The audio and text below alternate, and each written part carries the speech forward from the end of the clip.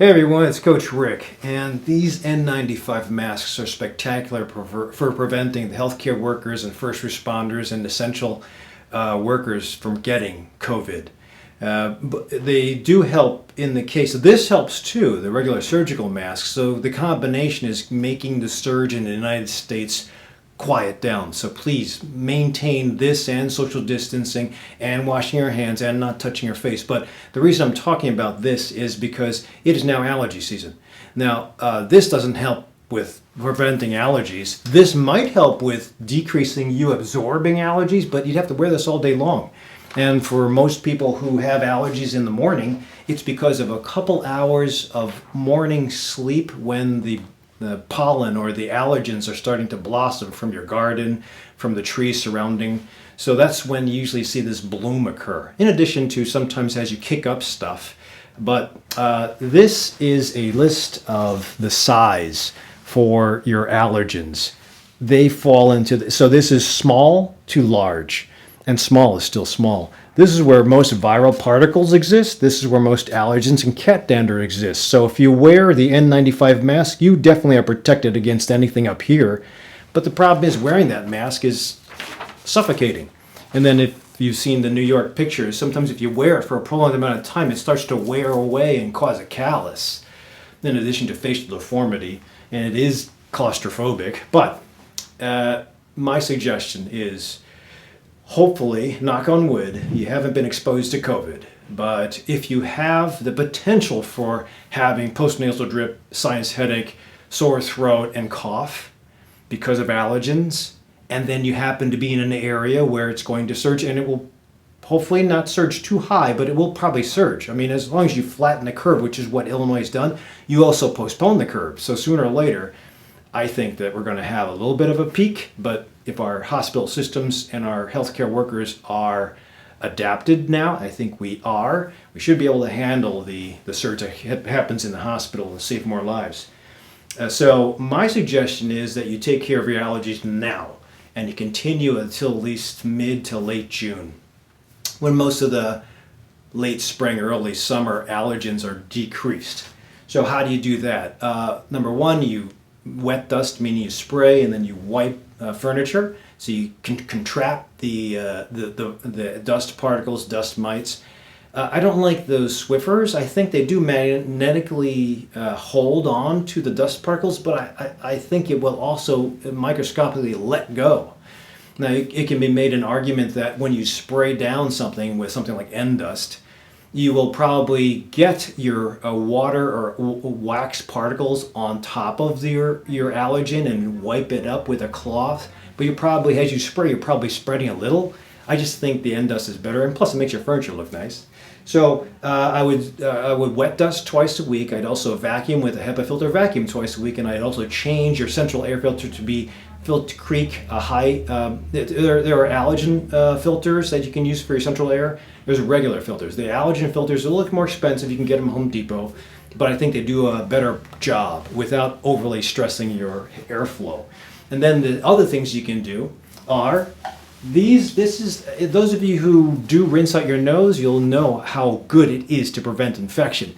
This is the neti pot. This is the salt packet that goes with the neti pot. So you open this up.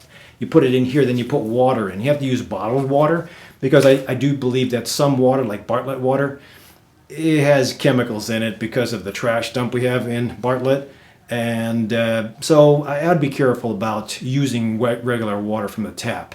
And then once you mix it in, you put this in one side and you tilt like this, and it gently goes around the back, around the septum, and out the other side. It looks weird, it feels weird. It's a normal tradition in Asia, in India especially, but in the United States we just blow with a tissue, which is not good enough. I have a video somewhere, I'll see if I can link it down below on why you should rinse with this. So if you do this twice a day, blow out or at least loosen snot up, and then you chase that with nasal crom spray. That's nasal crom spray. I had to get mine on Amazon because it's hard to find in the drugstore, the grocery store. This is nadocromyl sodium.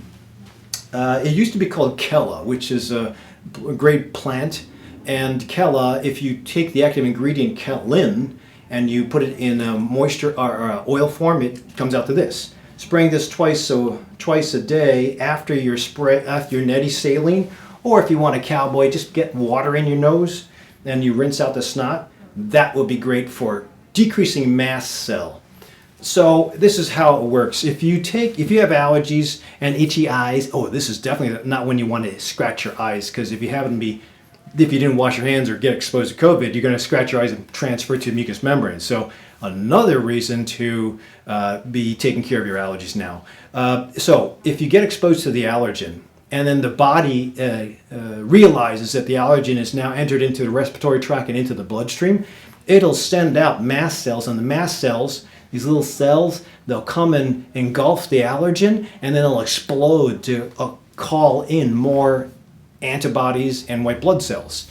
And that's the way hypersensitivity reaction occurs, or an allergy reaction. And then when you take your Claritin, Zyrtec, and Allegra, that stops or blocks H1 receptors. But you're taking care of the effect, not taking care of the cause. That's why I say take it to the next level where you're taking care of the cause. So if you get all the crap out of you, if you wipe down the dog, or a cat, if you can maybe use nidocromyl sodium after you use a saline rinse, you will beat the mast cell from exploding. The other things that also help, my favorite, is this. So this has butterbur, which is a great, it takes care of headaches, takes care of allergy response to the nose, supposedly in the form of calming down the allergic response. Also has Saccharomyces, which is a great probiotic. But if you don't, and quercetin, but if you don't like using this, you actually just take quercetin. Quercetin is, I talked about quercetin being ionophore for zinc in case of fighting COVID. So what better way, if you're already on this for COVID, you're kind of protected. But this has both, a low dose of quercetin and a good dose of butterbur. The butterbur should be PA-free if you're just looking to get single butterbur. PA-free and about 75 milligrams. The studies on this and headaches and this, I should say butterbur and headaches and butterbur with allergies has been 75 milligrams of PA-free butterbur twice a day. So if you do that, if you do the quercetin plus or minus, if you do the nasal rinsing, if you spray it with nidocromyl sodium, and you clean up your environment, you should be able to beat the allergic response from blossoming. A lot of us just wait till the last minute and we'll deal with a little in the morning until it gets really bad. Then we'll go for Zyrtec, Claritin, or Allegra. But again, you're taking care of the effects, you're not taking care of the cause. I'd say get ahead of it. One way or another, either take care of the cause, take care of the effects, take care of both, but don't let this blossom because somebody's going to pull the trigger and say, well, it kind of sounds like COVID, so you're off of work for 2 weeks. So I would say moving forward, just proactively take care of the symptoms and you should do fine. Hopefully we'll all do fine with this COVID thing. The healthiest of the healthy will probably ride through without even feeling a symptom. But listen, the healthiest of the healthy is going to have to take care of the sickest of the sick. So we're all in this together. Hopefully this gives you a little idea about what to do with regards to allergies. Otherwise, I will put this on YouTube and put comments in YouTube or Facebook. If you have your way of taking care of allergies, I'll see you at the next video.